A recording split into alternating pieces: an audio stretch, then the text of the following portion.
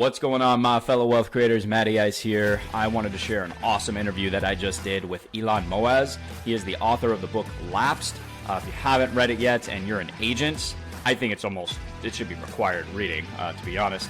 But more importantly, if you are someone that's considering purchasing something like an IUL or really any type of universal life product, you absolutely have to read that book before you make that decision, because Elan goes into a ton of detail and breaks down exactly how these products work, what the risks are.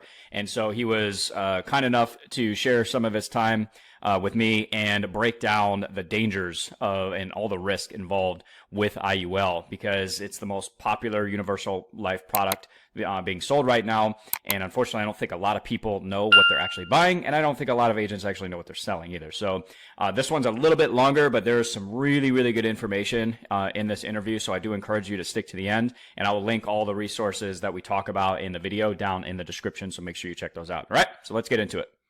All right, and we are live. What's going on, my fellow wealth creators? Matty Ice here. I've got an awesome trade for you today. I've got a very special guest joining us, talking about really what we're going to be breaking down are the dangers of products like IUL.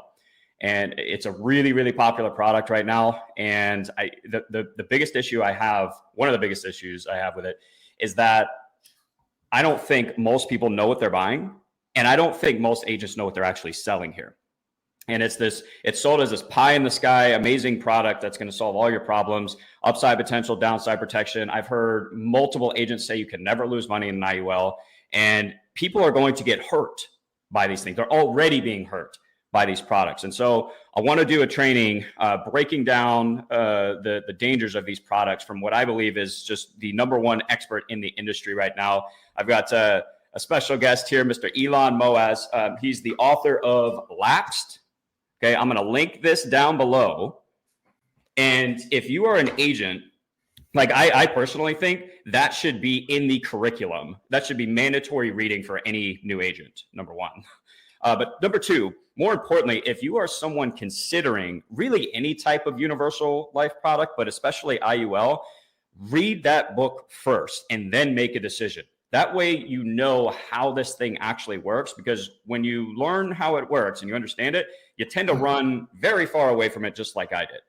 So with that said, Elan, I want to thank you so much for taking some time to speak with me and my audience to go through this product. And I was hoping you can give a little bit of background on yourself. And then you mentioned earlier that you actually consider this a completely irrational product. And I wanted to hear more about that as well. So take it away. Yeah, and thanks for having me. Thanks for the intro. Thanks for the kind words. Before I get to the intro, the irrational product is an interesting concept. If I need to buy life insurance, a 30-year term policy for $1 million and 40 years old, it costs me $100 a month. That is a true indemnity policy during those 30 years, because if something happens to me, wife and kids are taken care of. But I do understand that if I wake up in the 31st year, I have no life insurance. But during that 30 years, it's a complete indemnity policy. If I buy a whole life policy, and I like whole life from the big four in participating whole life, which is Northwest, Guardian, MassMutual, New York Life, companies that haven't missed a dividend in over 150 years, because 99% of term policies expire worthless. And it's a policy based on real math, real ethics, real logic. It's an actuarial masterpiece, which is based on guaranteed cash values, guaranteed death benefits, and a dividend they haven't missed in 150 years. That means if I pass away at 70 or 80 or 110 or 150, that company is restoring my family to hold, and they are truly indemnifying me. Right. There are three primary kinds of individual universal life policies. Universal life, which was created 30 years ago, which is in money market rates, which I'll touch on later.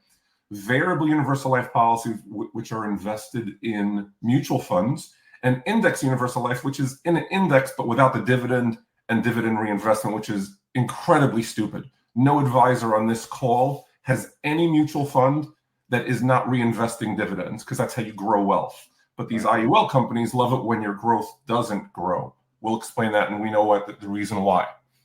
So if I give ABC Universal Life Company, I buy a variable universal life policy for $100 a month, $100,000 death benefit when I'm 40 years old. I'm asking them to take my $100 to indemnify my family for $100,000 if something happens to me, whenever that might be, 60, 70, 80. And I live in South Florida. It's Boca Raton, Florida. It's snowbird season. The average age around here is 95 years old. And if you don't believe it, come down and see it. Headless drivers driving Lincoln town cars is the norm here. The variable universal life insurance company takes my premium, which they like, because I'm effectively giving them a $100 a month annuity for the next 50 years. But the investment risk they don't like. So they send it back to me. Wait a second. I'm asking them to indemnify me, and they take my premiums, but the investment risk they turn back to me. So if somebody showed me an 8% rate of return eternally without ever having a down year, which is insane. Agreed. But reality comes in when the real rate of return is 6% and my policy lapses, then what did they just do for me? I gave them my money and they turned the investment risk back to them. It's almost like I gave them my money for nothing. Buy term invest, the difference is way better than a universal life policy for that reason. Now, why are people buying these policies? There's only two real options for somebody rational like myself to think of. If a buyer is buying an index universal life policy, they're either ignorant about the product or they know, like, and trust their advisor. That's it. Who's selling the policy? If the advisor is selling an irrational product, that means the advisor is either ignorant to how it works or greedy, they want commission. Irrational, it doesn't make logical sense to any rational buyer. And I'm thrilled that you're giving me a platform to explain that, because I don't think anybody's ever thought about it that way. I agree. And I appreciate you being here too. Like when I read your book, it was recommended by a mentor of mine, and it gave me such a different perspective. Like I had watched a lot of videos about, the risk of IUL and stuff like that, but the way that you break down the numbers and the illustrations and all the actual inherent risks, it's such a good book for explaining the mechanics of how these, like, really any universal life product works. And the way that, like, the analogy I like to give is like if you were to see your dream house on the top of the hill, beautiful view of the sunset, but I told you that in 30 years, or when you're 70, 80 years old, that is probably going to collapse because of the terrible foundation it has. Would you buy that house? Probably not. That's what I think of when I think of things like IUL and really any universal life product. And I think the way you explain it, where they're transferring risk back to you as the policyholder, that is kind of an irrational product. And I have to give a shout out too to Noah Wills from For Advisors by Advisors. Yeah. I'll link down to, that was your first podcast, right? Yeah, he saw a comment of mine on LinkedIn. I love LinkedIn. Yeah. He's connected with me on LinkedIn. I like LinkedIn because no messages go to spam; they come to me. Right. And he commented on my post, and turned out he was a mile away, and he has a really good life insurance background. Nice. And I ended up bringing the book to his office, and a week later we filmed a podcast. It was the first time anybody ever interviewed me. And he kind of like walked me through the baby steps. I had the headphone with the microphone. He was kind of signaling to me when I was like losing the microphone. So he was really, really good. So Noah, I guess, is my first, my last, my everything. Little shout out to Barry White for you young kids. Shout out to him, man. He was really good. A lot of different topics on his podcast. And he was just the first person that pretty much, he assisted. He gave you the direct assist, and that's why I'm here. So thank you. That was a fantastic podcast. I'll link it down below, guys. Definitely check it out. There's actually a couple things that I want to ask you about and bring up from that podcast. We'll get into it a little bit though. I was hoping that can you break down, give us maybe talk about the book a little bit, like why you wrote the book. But I want people to understand how these products actually work. So how does something like an IUL work, and what inherently makes it an irrational product and makes it really risky? What are the main parts of it? Well, big picture, whole life's been around for 150 years. It's never hurt anybody. It's based on guarantees and a dividend, obviously. in the late 70s, or I'm 52, so in the late 70s, early 80s, when I was playing stickball in Staten Island, New York, interest rates climbed to 8, 10, 12, 15%. And people with old, really solid whole life policies were literally liquidating their whole life policy to invest in money markets at 8, 10, 12%. Fearing this, they created the universal life policy.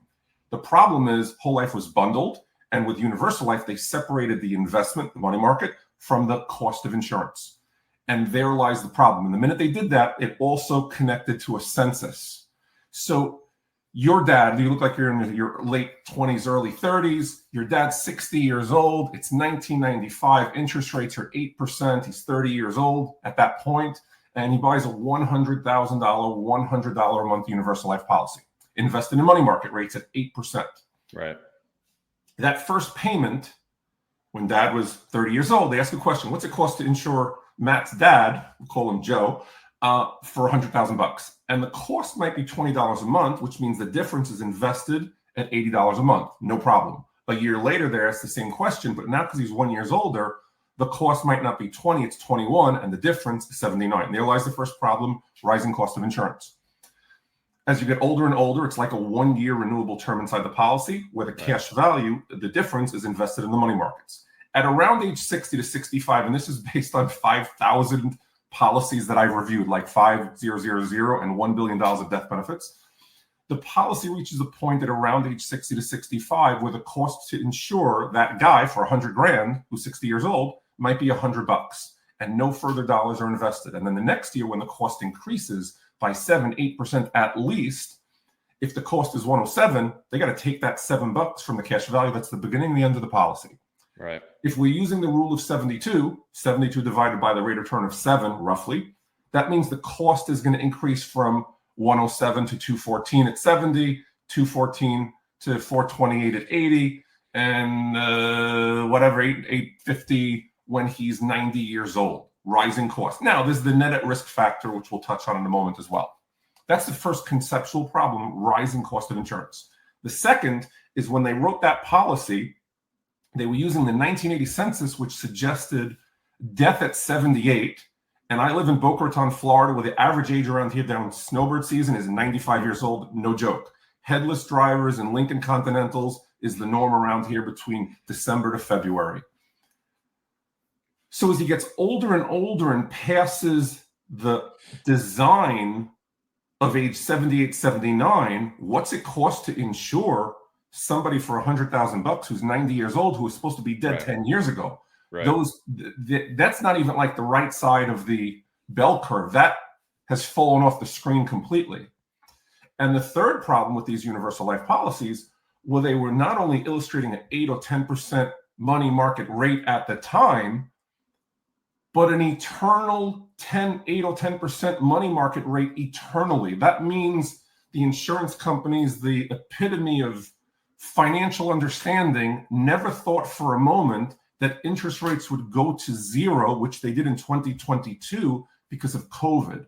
So you got rising costs, outliving the census, illogical investment assumption that's underperformed, and that's why my research suggests that 95% of universal life policies will crash by themselves. Yeah, that's really sad. I actually, real quick, I did a video on that the other day. I saw an article. I don't know. I'll send it to you on LinkedIn. I don't know if you saw it. I did a post on it. It was so sad. That's exactly what's happening to this lady. She's 72 years old. She thought that this permanent life insurance policy was always going to be there as long as she made her premium payments. And she got that notice in the mail that, hey, unless you pay X amount, Y, Z more, your policy is going to lapse. Well, at 72 years old in her retirement, it's just absolutely ridiculous. Well, I thought that we'd get there later, but the bigger problem here is less than 14 minutes in, and I'm a little bit under the weather, so big shout out to Flanagan, South Florida, right? There you go. When your dad bought the policy, he thinks that illustration is holy. Most people don't have a financial advisor monitoring their life insurance, especially because they're orphans. The 90% turnover in the business means their people just have no idea what's going on with the policy. So when you look at your statement at the end of the year, you say, oh, I have $8,000 in cash. I have $18,000 in cash. There's no in-force illustration. And if there's no in-force illustration, your dad, who's now 65 years old, sees the cash value, and at 60, it hasn't started to deplete yet. But he doesn't see the future projection, which is the in-force illustration. The knuckleheads called the National Association of Insurance Commissioners asked the regulators to help draft the legislation, and the insurance companies didn't want to offer in-force illustration because it cost them too much money to send in the mail one time a year to a client. So that allows them basically to liquidate your father's account because he doesn't know that his policy is getting more and more worthless with every day that goes by. Right. So it's kind of like, it's almost like the worst kept secret will get amongst people who really understand the stuff. Right.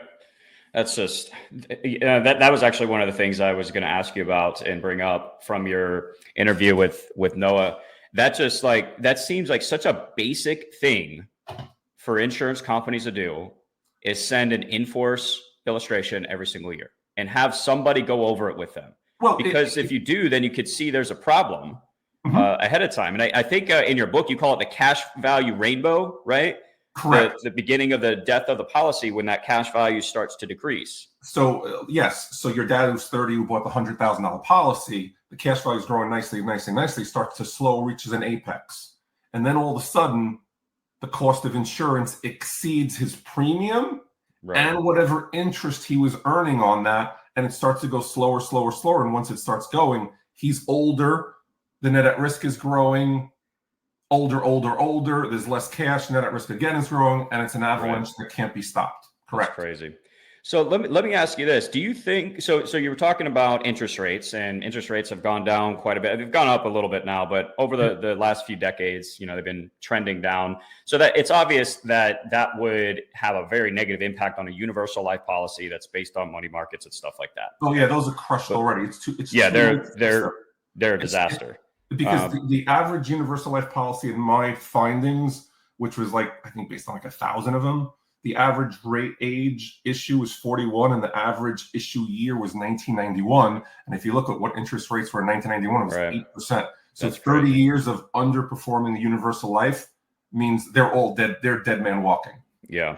And I definitely want to break down some just talk about illustrations here. But let me ask you this. Do you think with the different crediting strategy for cash value in an indexed universal life, because it's based on stock market, do you think that creates a smaller possibility, or makes it less risky that the policy would run into trouble because it has more potential for growth and it's based on volatility of the market versus just interest rates?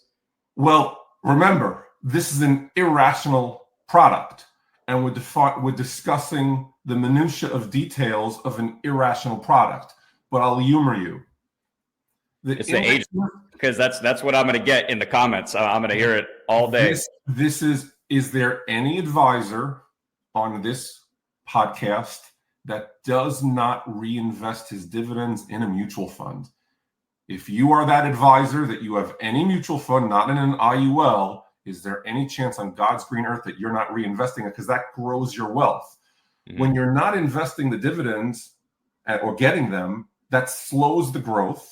When you have slower growth, there's less cash value. If the death benefit is 100 and the cash value is 50, you're paying net at risk on the 50. And as you get older and older and past the mortality estimates of the census of 1980, 2001, 2017, which is around 77 to 79 years old, those costs skyrocket. So basically, the way it's sold is you're going to have this much amount of money when you're 75 years old. Reality sets in when you're here.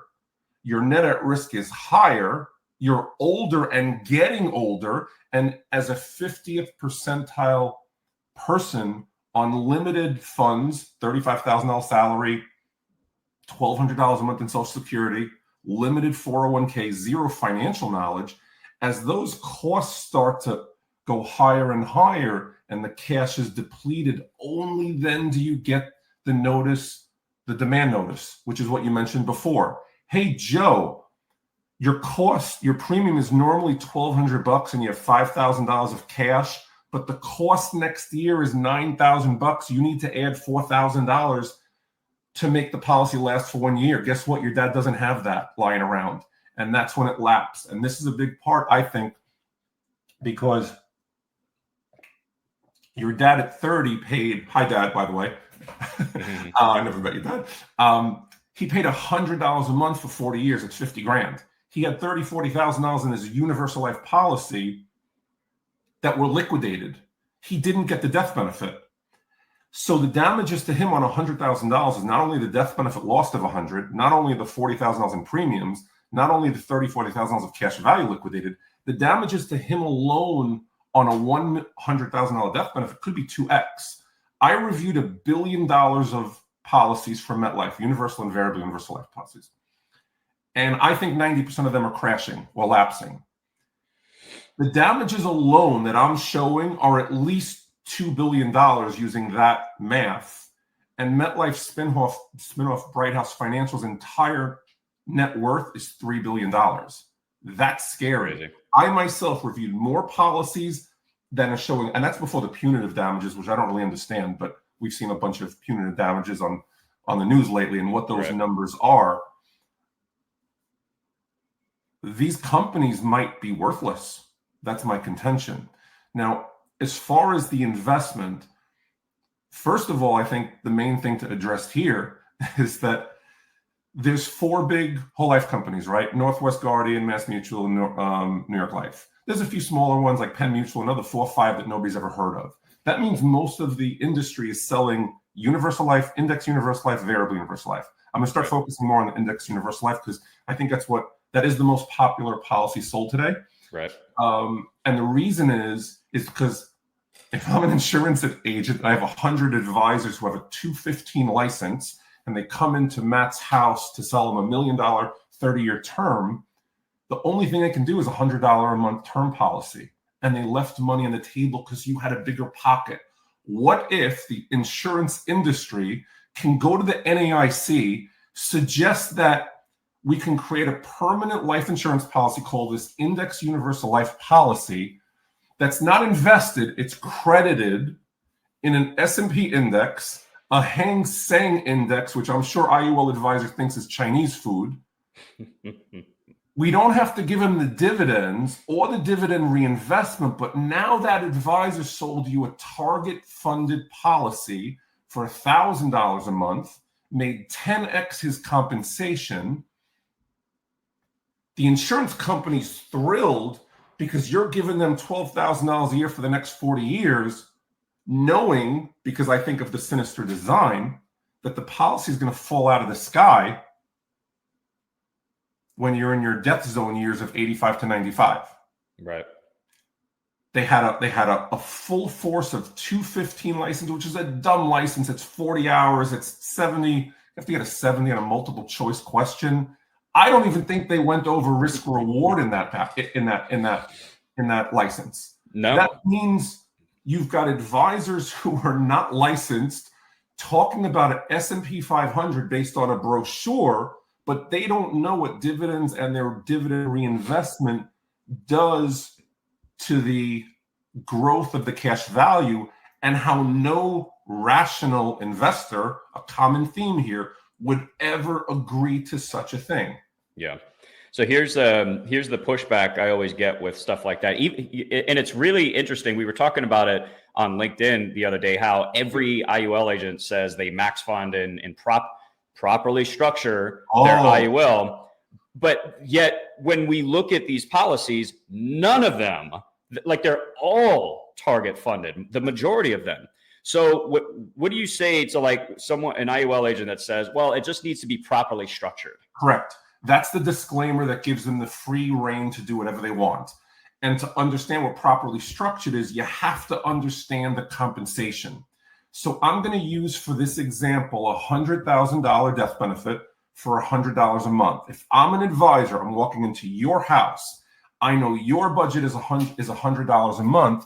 I have to sell you a target funded IUL for $100 a month. And the compensation, depending on the company, the plan, $100 a month times 12 months is $1,200 annualized. If I'm at a 75% payout, I made $900, which is awesome for me. and a trail that's negligible for our conversations. Now, target funded means low funded. I used the maximum allowable software rate to show you the most amount of money. You think it's holy. I know it's an hypothetical investment assumption with no dividends or reinvestment, and you're an eager buyer and it looks so good you buy 2 or 3 times the amount. Now, if a target funded policy, the only reason it illustrates well is because the interest rates was so high. Guess what happens when the interest rate gets a little bit lower? Not enough cash value, higher net at risk, lapsed policy. Client has no idea what hit him when the time comes. Now, Right. The properly structured, which if any IUL advisor on any podcast was not allowed to say those 2 words, like they'd be like, hey, I'm going to sell a properly structured IUL, and then someone could come in and say, hey, that's been stricken from the record.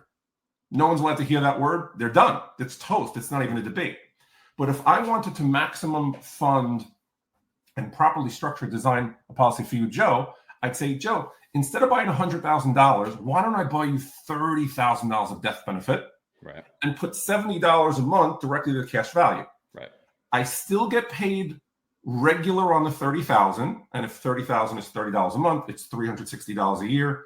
At a 75% payout, I made $270.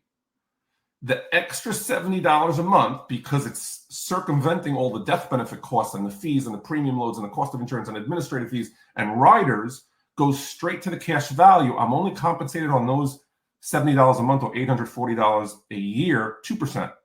Right. That means my compensation went from target funded 900 to maximum funded 282. Matt, I was talking to Joe, your dad. Matt, I like you. I just walked into your house 5 minutes ago. You think I'm walking away from $1 of commission, let alone 2/3 of my commission for a sucker like you that I just met 5 minutes ago when I haven't paid my rent? I haven't met my 401k minimums. I want to go to the next sales threshold so I get a higher payout and go to exotic conferences? No chance. I plugged in this morning Google advisor failure rate. 90% of them fail in the first 3 to 4 years, obviously, right? That means 99% of those people who are making $30,000, $40,000 or less have to target funded, because guess what? $260 doesn't pay the bill, but 900 does. That puts food on the table. Right. So the whole concept of when properly structured is a bunch of BS, because they say it. I've never seen an overfunded IUL. I've never seen an overfunded VUL. I've never seen an overfunded UL unless it was a financial advisor who wrote it for himself and kind of understood how they worked. Right. And let's give them the benefit of the doubt that if you maximum fund a UL or IUL or VUL, it will work. I don't think it will, but I'm going to say go for it. How many people can walk into your house, Matt, and sell you anything other than a target funded IUL for their own compensation purposes? Sure. What's the number? Yeah, it's going to be low. And I spoke with somebody that used to be in World Financial Group. And oh, yeah, of course. They sell IULs all the time. Sure. And he was with them for, I think it was a few months. He never even heard the term max funded. He was never taught that. And we're talking about tens of thousands of agents that don't even know what max funding is or what the difference is. And we'll keep in mind something. When you put dollars into a universal life policy, there's a premium load from the company, right? On a VUL, it might be 5.5%, right? But IULs, I've seen them at 7.5%. On the death benefit, the company accepts a premium load of 5-6% on every dollar. So on $1,000 premium, they're making $50, $60 just on the premium load. Those overfunded dollars, they don't get the premium load because they went directly to the index. So the insurance company is promoting target funded because they make more money that way also. They need your premiums wrapped up in a death benefit to extract all the fees. When it's overfunded, it circumvents them all. Right. So it's not just the advisor's compensation, but it's the insurance company's compensation. Actually, there's something called New York Regulation 187, which is another dumb regulation because it doesn't help. And it basically says you can't sell a product to somebody for compensation purposes. I think New York Department of Financial Services should be sanctioning 98 to 90% of IUL advisor, because target funding makes no sense. It's like you're playing third base and left field. You can't do both at the same time. You're either going for death benefit, you're going for cash value, but it's not permanent and it's a lot more expensive than a basic term policy. It's somewhere in the middle. So it'll be an indemnity policy for you in your 30, 40, 50, 60, 70. Then like 75, like, whoa, this was minimum funded. And then the death cross, and it's like, I'm funnel going down. And that's why they crash. That's crazy. I want to like you said, let's give IUL agents a little bit of benefit of the doubt here. And let's assume that there are some policies out there that are max funded, and it makes sense that it would reduce the risk a little bit, because it lowers the net amount at risk, and it's manageable. Okay. Sure. But even when I hear that, and give me your thoughts on this, is that worth it? Still, all the potential things that can go wrong, the fact that it's built on annual renewable term, and God forbid you're taking income, in form of policy loans. Okay. Sure. Is all of that worth an extra couple of potential percentage points in growth when you can net 3 to 5%, maybe more, depending on what interest rates are, in a properly structured whole life policy? For me, no, absolutely not. I'm not trying to squeeze every little last possible rate of return here. You're rational, right? Yeah, I like People to think so. Understand this are rational, right? If you take a whole life 100 is supposed to be paid to age 100. If you condense it to 10 years, the rate of return compared to a 30-year bond is the truest form of a whole life. And in a good participating whole life company, will give you these days around 4.25% to 4.5%. It might be 4.25% at 30, but it's just inches up to like 4.3, 4.4 after 40 years. But let's just use 4.25. An IUL, if we're using whole life, I don't want to say it's a T-bill because it's not, but as a guaranteed product, because it's a guaranteed cash value plus a dividend that hasn't been missed. And if it's a safe product at 4.25%, how much are they trying to get in an IUL on an investment? 6%? Right. So is a risk premium above the 4.25% rate of return, 1.75 to 2%, worth the risk of a policy that expires worthless? Right. Hell no. If you said to me, Elan, here's your 4%, I'm going to give you something risky that could be worthless, like a penny stock, which I think IUL is. At least a penny stock is worth a penny. And I've got an IUL that might give you 6, but might destroy you financially. Right. I need a far greater rate of return, but guess what? They, like you said before, there's downside protection. You'll never lose money in an IUL. That's what you led. I think you led the opening with. I've heard it multiple times. Because what happens is they say, if the market is negative, you get a 0% rate of return. But if the market is 30%, you only participate in 12 or 15% of it, right? That means you're not getting the growth above the cap.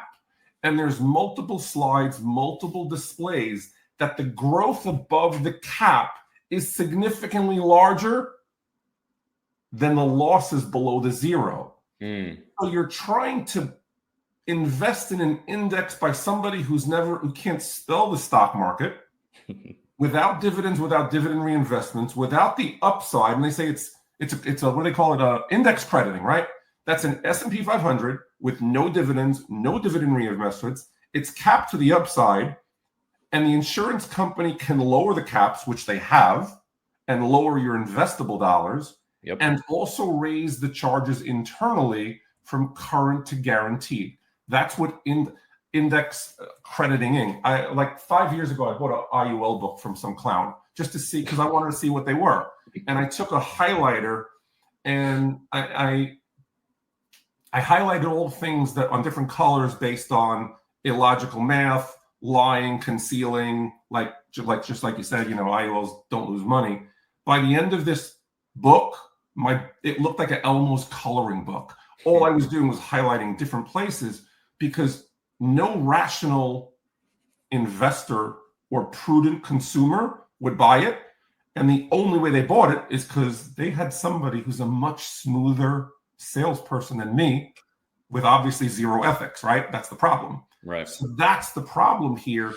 And when the book came out in August, 6 months, and you only found me 6 months later, my marketing skills suck, but that's okay. My analytical skills are way better.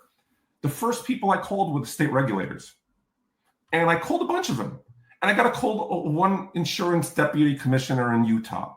And I was like, and I sent her a book. And I don't know if she read it, but she's like, I understand the problem, but we can't help you. I was like, why? I said, because we just implement the rules that the state tells us to. And I said to her, you've got a massive problem here in Utah. She was, well, have you thought about talking to a lobbyist? I said, a lobbyist? I barely know how to vote. A lobbyist? Yeah, she wanted me to go to a lobbyist. I was like, you're nuts. And then I called the insurance sector analysts, who I group in just as bad as the National Association of Insurance Commissioners. The NAIC is a group of commissioners where they're people who could have a flood insurance background, a lawyer from some other organization, very few with actual life insurance. So I called these. So I ended up calling a few sector analysts, and a sector analyst might not only do one insurance company, but he does 5 or 6 universal life insurance sector companies. And I got a hold of one, and I was like really happy. I realized I can get a hold of a few of them. I called 3 of them, and then I said, I'm not calling anymore. I realized that those insurance sector analysts came from a good background, probably private school, high school, went to Ivy League, got a master's degree, got a CFA, went directly to investment banking, JP Morgan, Goldman Sachs, has never seen a life insurance policy. They don't know the difference between a guaranteed whole life policy and an index universal life policy with no guarantees. And they're determining the stock and bond quality for a universal life insurance company without understanding the primary product of a consumer of a life insurance company. That's the equivalent of you trying to analyze Tesla stock without having a clue what a battery is. Right. And I realized that, so the regulators are useless. Wall Street hates my idea because it would imply that they don't know what they're doing, which is true. I think they're clueless. And then, so it's like, all right, who do we go to? So that's kind of like my lay of the land. And it's an interesting journey. And when you contact regulators and they say go speak to a lobbyist instead, that's just really bizarre to me, because when you look at these products, there's so many red flags. Like people, IUL agents say, I literally heard it yesterday. I was watching a YouTube video, and this IUL agent, he said it twice. You can't lose money in an IUL. Yeah. Okay, you might not lose money in the stock market when you get that zero is your hero crap. Correct. But you still have all the fees. You have the cost of insurance. You have your net amount at risk to manage. You will lose money in an IUL, especially as you get older. And when you present, how is that even legal? And then this is, I wanted to ask you about this too. These illustrations are unbelievable. For me, it was one of the biggest red flags when I started going down this rabbit hole. I was looking at this illustration, and they're showing uninterrupted compound growth at 7-8% every single year on a product that is supposed to be based on the stock market. And then it shows 50 basis points of positive arbitrage when they start taking loans against it, as if there's never going to be a down year. And like you said earlier, you have just a couple of down years. That significantly impacts the performance of the illustration for the rest of the policy. I sent you a picture of the S&P 500 today. And from 1999 to 2013, I think it went .com crash, real estate boom, real estate crash, up. 14 years, it was level. You get a period. And if analysts like to say history could repeat itself, I don't even need 10, 15 years. You get 4 or 5 years of flat early on when you're 40. Remember, in the first few years of an IUL, there's massive administrative fees. Mm-hmm. There's the normal COI, but there's usually an 8 or 10 year big administrative fee, which isn't part of COI, so nobody ever talks about it, but I do. It's the surrender charges, right? Well, there's a heavy administrative charge in the first 8 to 10 years. So if you're 40 and bought an IUL and not a lot of money is actually going to the investments because of that heavy fee, and during that time you encounter a 4 or 5 year period where there's nothing, but your illustration is showing you 6, 7, 8, 10% forever, those bad years that you theoretically got nothing, but the illustration thinks you made $5,000, compound that over 30 years at 7, 8%. It's enormous. Now, the bigger problem here is Actuarial Guideline 49 from 2015. That's when the regulators brought in industry experts and put a cap on the Wild West of illustrations from before 2015. Right. That means every person who's sitting on an IUL from before 2015 is dead man walking, because the advisors always show the maximum allowable rate to show the maximum allowable income in the illustration, which solidifies the sale.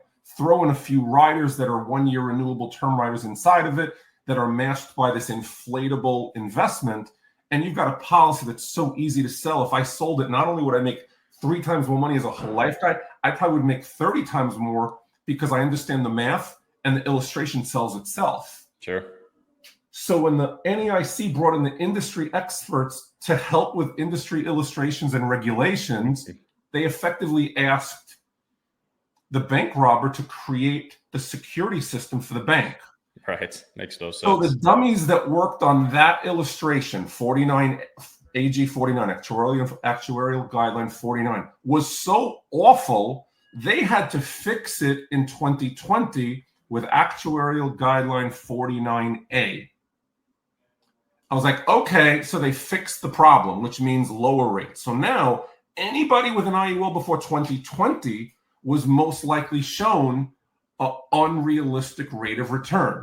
Sure. And as my book was about to go live in August, I got this great news on IUL again, that in May of 2023, they updated with Actuarial Guideline 49B. That means every person who has written a policy before May 2023 may have been shown a 7% rate of return, but when they order their in-force illustration today, it will not be able to show the illustrated rate that they were sold with at the point of sale. And guess what?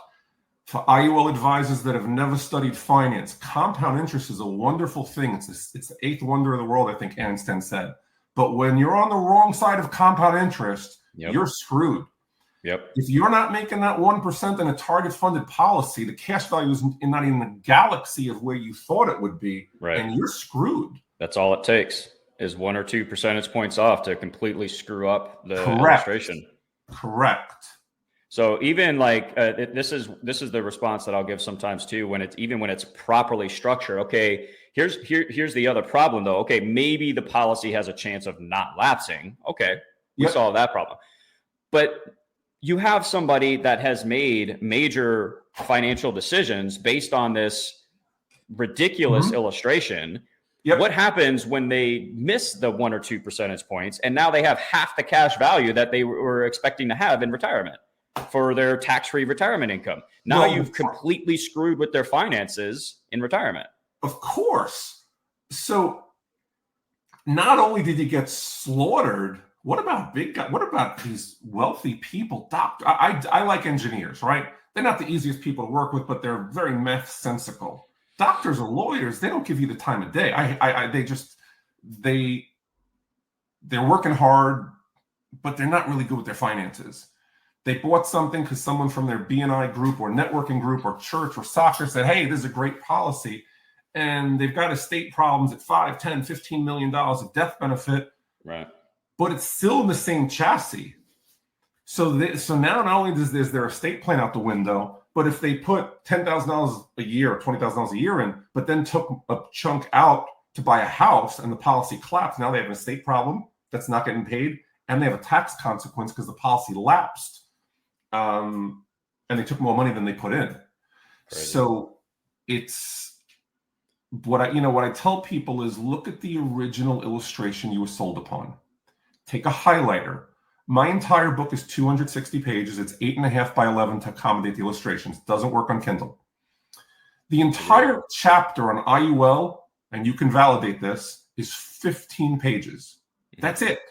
It's such a stupid policy that all I need to do is 15 pages. And if you take your original illustration with a highlighter, the one you bought in 2018, and see anything that says lapse, a 0, that's bad. If you see anything where they can change your crediting method, the investment, via a cap rate change, that's bad. If they say anything that says we can raise your internal charges or administrative fees at our discretion, that's bad. And basically, when you start highlighting all of these places that are either raising fees or lowering investment crediting methods, and every one of them is a landmine, there's simply no chance that your policy will not blow up. Excuse me, if properly structured by the 1% of people that can do it. Right. I think 98% of these policies have no chance on God's green earth in paying a death benefit if we're living to current trends of 95 and 100. Sure. Charlie Munger's Warren Buffett's sidekick, and he was 99, right? Henry Kissinger 100. Yeah, it's nothing, yeah. right? Henry Kissinger 100. Yeah. Mm-hmm. Yeah. But the main thing is if you're thinking of an exit strategy, don't cancel it, because you might have an unknown medical condition, and you never want to cancel it. And sometimes a bad policy is better than nothing. Mm-hmm. But that was going to be my next question: is what are some options for people? So let's say they're watching this, maybe they just purchased a policy, which unfortunately you're going to have to get through the surrender period. But let's say somebody's had their policy for 10 years, it's not performing. The in-force illustration is just awful. What are people's options to deal with these policies? Well, the options, people have to have a moment of acknowledgement that they got hustled. They were sold a shitty product. It's YouTube. I guess we could say that word, right? That you have to reach a point. I guess I'm not a psychologist, but when you're hitting a low point, you have to hit rock bottom before you start improving yourself. Someone has to reach to a point where this policy makes no sense for me and my family, because either it's awful or it could be awful. If you get an awful or it could be awful under any circumstance, which means that 10, 15-year period where the market's flat, current costs rising, lower than allowable investments, for whatever reason, if you reach a point where your policy is dead man walking, that's when you have options. Unfortunately, what you just said, there is a massive surrender charge. And that massive surrender charge means you probably get no money back in the first year or two, of very little in the 3. Mm-hmm. And then at that point, you could either say, I'm done with permanent life insurance. And guess what? Term insurance is a great policy. 40-year-old, 20-year term policy for $1 million is $50-$60 a month. Term is a great product. So I'll take a term policy, invest the difference in a mutual fund that won't get depleted by rising COIs, cost of insurance, any day on earth, instead of one of these, even if it's max funded, because at some point, what happens if it's a possibility, maybe it's not a probability, but it's a possibility, that they raise your internal charges from current to guaranteed maximum allowable? What happens when people start canceling their policies, the companies start losing money or not making as much as they did? Right. And what's the easiest way for a money grab? Well, why don't we just raise the cost, current charges on Joe and his kid Matt's IUL policy from 1990. Good luck with them trying to file a lawsuit against us. That'll take 10, 15 years. And by then the policy lapsed and they're dead and we have their money. Right. If it could happen, a life insurance policy, if it could happen, that is not something that a rational investor would ever, ever, ever get involved with. Right. No, I agree.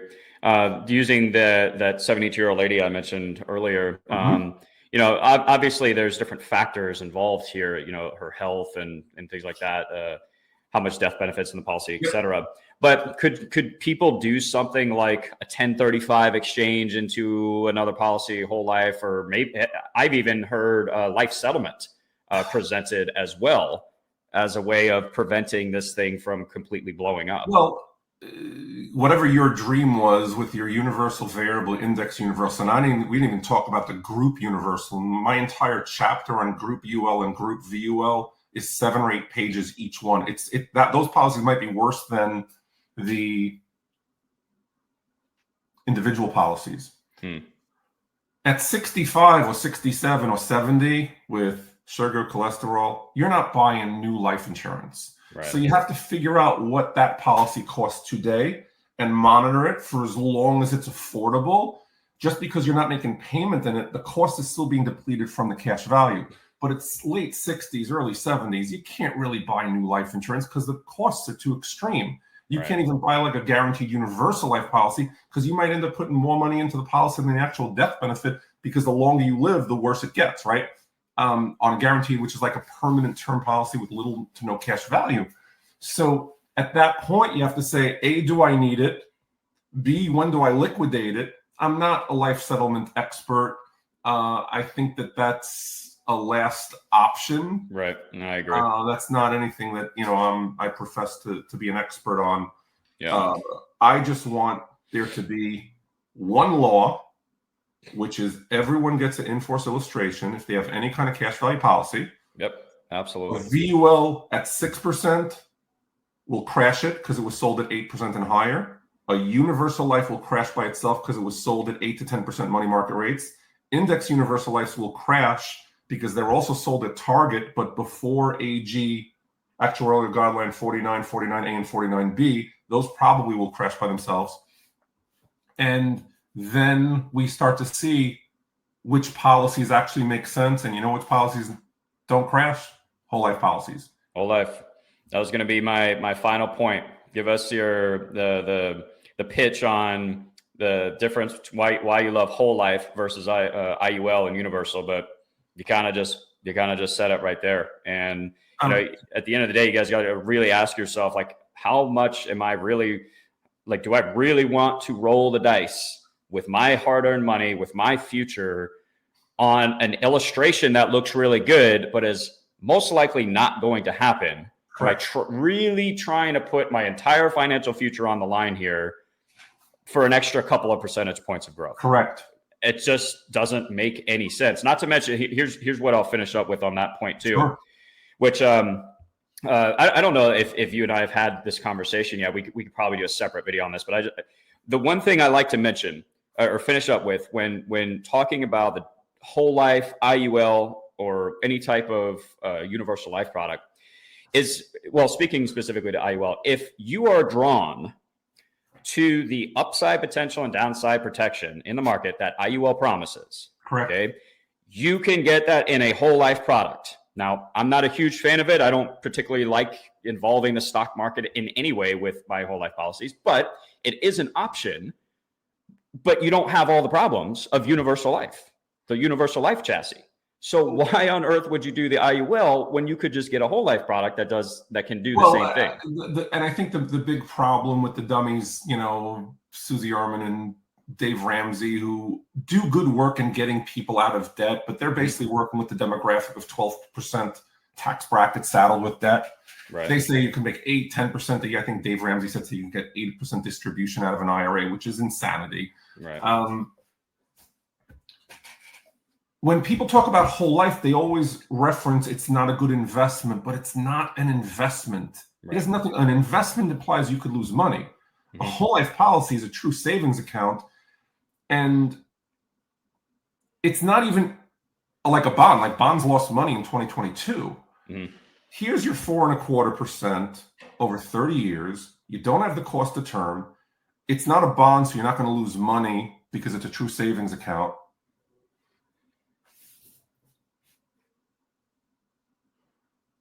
There's no investment management fees. There's no taxes. The higher the tax bracket, the better. States like California, New York. There's no investment income tax, which is the Obama tax for the high net worth individuals. When you start making 4.25% with no investment fees and no taxes, and you're in a 35 to 40% tax bracket, that looks like 7% tax equivalent, which is going to be hard for you to make in a mutual fund. Right, and you would have to get that every year. This is not meant to compete with equities. It's meant to compete with your bonds and your safe money. Right. And I think that's where, if you look on Google, is whole life a good investment? And they'll say no. That's because it's not an investment, it's a savings account, right? You want mutual funds, put it in an index, put it in a mutual fund. At least it won't get raped by the cost of insurance and not in the chassis of a universal life policy that's only been around for 30 years. A whole life policy has been around for 150 years. That means my great-great-great-grandfather probably could have bought one in 1850 when Ulysses Grant was the president, but the universal life policy holder is effectively a guinea pig. Sure. Because it's only been around for a generation, which is like 30 years. And it's not up to a good start either. And of course, right? It hasn't been, corrected at all, right? Yeah. So no, this was crazy. Fun. I get animated when I talk. I'm actually a selectively timed introvert, so yeah. I generally keep to myself unless somebody interests me. But if someone starts talking to me about this topic, yep, I can filibuster with the best of them. Yeah, man, I could go on this stuff for hours. I love it. So hey, we're reaching that hour mark, though. I want to be respectful of your time. I really appreciate it. Anything? Tell us where people can get in touch with you. Is LinkedIn the best option for you? Or? Well, my website is www.my Consulting. There's a 3.5-minute video overview of my book. The book is effectively an encyclopedia of everything that could go wrong in a universal life policy. I don't claim to know everything about universal life. I just know why they break. And I like LinkedIn because I get to see who I'm talking with.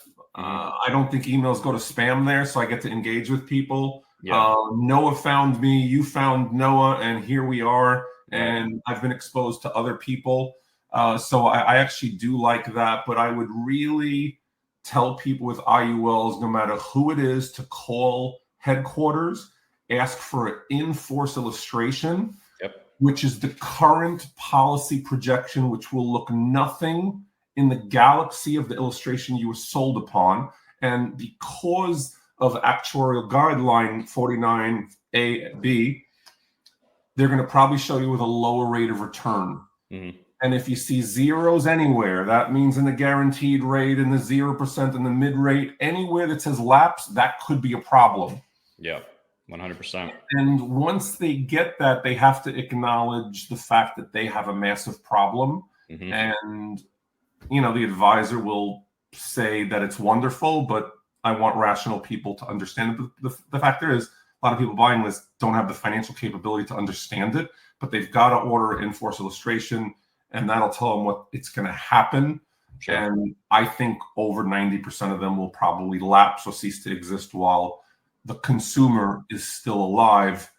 And why, I'm trying to push this boulder up Mount Everest. Well, I'm trying to help you out as much as I can. Absolutely. And I was going to say too, if you're open to doing more podcasts, I'd love to have you back on the channel. And also other people in my group have their own channels that I know would love to have you on there. So I'm happy to make that introduction. And, let's just keep spreading the word. Guys, I will link down below in the description of, Elan's website. You can connect with him on LinkedIn. We'll have some additional resources as well. If you have an IUL and you want help going over it, we'll have some resources for that too. And, plenty of additional training. But, with that, we'll go ahead and wrap up, Elan. I really appreciate your time, and I'm looking forward to the next one. Awesome. Keep up a good fight. Thank you for what you do. You're getting the word out to the consumer that doesn't know, and can't thank you guys enough for what you guys do. And thanks for having me. Yeah, of course. Appreciate it. All right, be good. We'll talk soon.